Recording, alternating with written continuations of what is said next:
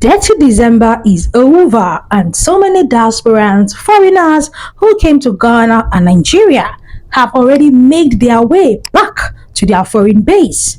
Some diasporans who went to Nigeria for Dirty December had their own fair share of complaint, same as Ghana. But in this video, we'll be focusing on Nigeria and our next video, Ghana. Let's watch these videos of these two diasporans saying their horrific Dirty December experience in Nigeria. So I just came back from Dirty December in Ghana and Lagos, and I have a lot to say. Nigeria, you may next to never see me again. The only way I will go back to Lagos is literally if I go back with like a rich man that is very well connected. I really also don't even know how solo travelers like go there and have a good Desi, because it was me and my one friend, and they borderline was like, oh, just walk in, or didn't really let us in places like that. But like we couldn't make no reservations. Ghana though, I had a ball with you. All in all, these African men are liars. Quick story time, I met a guy and he was like really cute, but I seen a ring on his finger, so I'm like, nah, I'm not even finna play like that. While I look up again, he may have seen me looking, that ring had motherfucking disappeared. I feel like I have so much horror stories to discuss in regards to like the things I experienced in Lagos. Like for example, my friend had ordered like towels at 2 p.m. We didn't get them till 6 a.m. We were begging for towels to shower. Apparently, the washer was broken. Customer service, zero. These people are like so aggressive, and in order to get your way or even have a little bit of customer service, you have to like get aggressive back with them. Weird. I didn't even realize, but like my cycle was coming on, I guess, a bit earlier, because I was just so stressed. It was so many smells in the air. I was so nauseous. Like, I don't want to call the people stank. Like, that's so rude to say, but it was a lot of bad odors in the air. And it's like, I get it. The country is hot. And in some way, somehow, in both countries, me and my friend, no matter what, our feet ended black by the end of the day. Our feet were dirty every single day. Every day. I don't know. Somebody need to come and tell you the truth about Desi in both these places. You're welcome to my channel. I'm Delicious Army. Here I talk Ghana, Nigeria, South Africa, Kenya, and all the good stuff relating to them. Kindly like the video and subscribe to the channel. You see the classism in Nigeria? Just too crazy. I saw this tweet, right, and it summed up perfectly everything I saw in Nigeria during my time there. And it's not exclusive to one thing. Like, you can literally see it between friends, families. Here, your status isn't just about what you have. It's literally about how you show it as well. I mean, just look at this ape. The way I've seen people talk to their drivers, their helpers, is crazy. Like, these people are humans too. And it has to be said, man, a lot of well-off people there are just not nice. Like, it's just too clear. But you see, the thing is, yeah, it's like the system forces you to pick a side, be the big man or get taken for granted. And let me tell you, I learned this the hard way on my trip to Nigeria. We had a driver. This guy was nice, very polite, solid guy. Also, I thought he was new. So one day we asked him to wait for us after he dropped us at an event. Just wait. Tell me why my man decided to drive from the island to mainland to go and drop something off. So the car breaks down now, yeah? Called him to ask him where he was, and do you know what I heard? This guy was abusing me on the phone to the mechanic, calling me a fool and telling him I'm disturbing him. Not even sure he knew the phone was on or that I understood Yoruba, but that was all I needed. And that's the thing, I feel like you can't win here. If you're nice, they'll show you shaggy. If you're firm, they'll say you're mean. The system forces you to put on the front, to be harder, to be colder, to be tougher, just to avoid getting walked over. And you find that people come back home and start doing the same. And why not? Because it's what they see. And now it's created a system where everyone seems to be in survival mode all the time. Then you have both the top and the bottom ready to exploit each other. More often than not, the top win. And it's led to a culture where people just don't trust kindness anymore. To me, it doesn't have to be this way, but like, it's gonna take a long time to change. Like, respect shouldn't be about fear or money. It's about seeing people for who they are,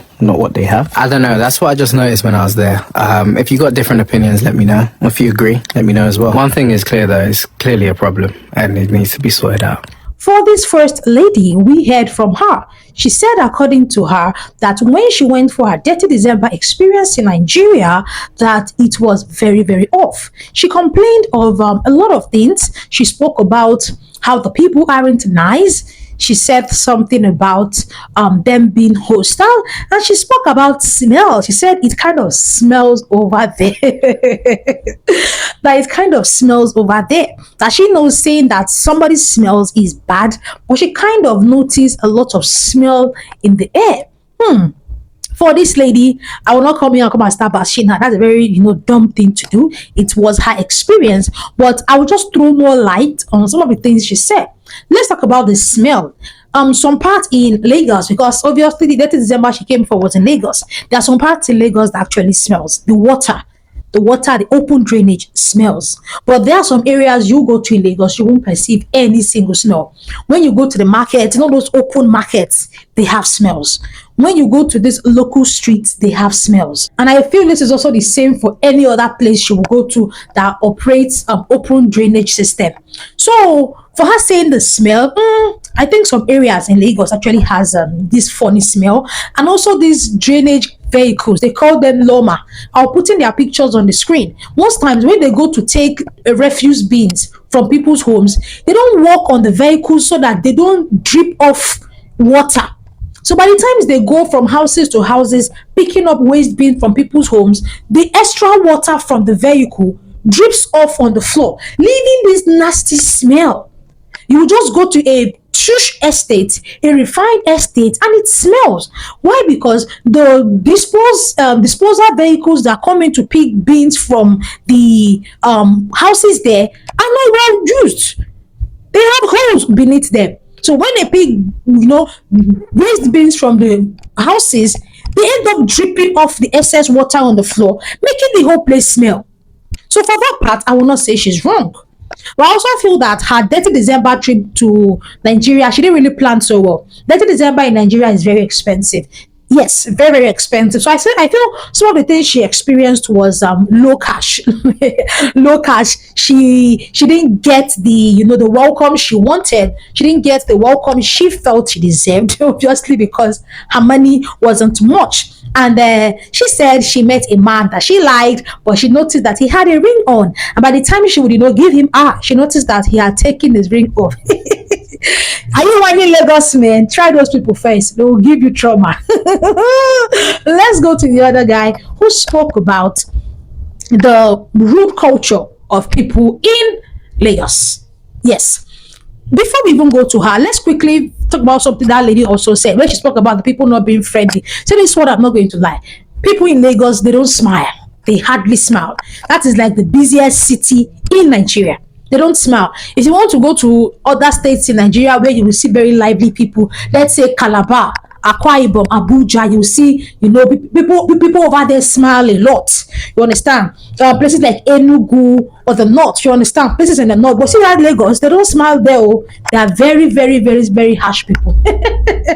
Although there are people that still smile there, but the percentage is not much. For this guy who spoke about the rude culture of so many Nigerians, saying that many people in Nigeria do not treat their nannies well, their drivers well, their staffs well, and at times when you try to treat these nannies well, staffs well, they end up taking you for granted. So it now looks as if you want to excel in the country, or if you don't want to be treated in the country, you just have to put off this harsh attitude. Well, for me, like I always say, different strokes for different folks. This guy made a very, very, very valid point, very, very valid statement, because I've seen lots of people like that. They don't talk to their domestic staffs well. They talk to them as if they are goats or as if they are no humans. I've seen things like that a lot. But what I would just tell this guy is just keep being you. I'm not saying don't be wise. Be wise. Open your eyes. But just keep being you. Do not allow people's actions make you, stop being yourself. Just keep being you. Be wise. If anybody now decides to take your kindness for granted, then that's the person's business. It is now between the person and God. Because I will not say it's between the person and his conscience, because many people like that do not have conscience. Just keep being you. And we have domestic staffs that are nice people, but because of bad people that have made the good ones feel that everybody is bad, that is why they end up getting the kind of treatment they get. So that is just it. For me, going to a country that is not yours, you will definitely see things you do not like, except you just don't want to air your opinions. Yes, that's just it. You will always see things you don't like. You will always see things that do not resonate with you. But these people have given their dirty December experience, and then it's not so nice. But we thank God we didn't hear anything like armed robbery or the rest. You see, when I tell you guys that, I know we have some sort of insecurities in Nigeria, but it is not the way it is being said on the TV. Yes, so that's just it. I'm Delicious Army here to Ghana, Nigeria, South Africa, Kenya, and all the good stuff relating to them. Kindly like the video, kindly subscribe to the channel.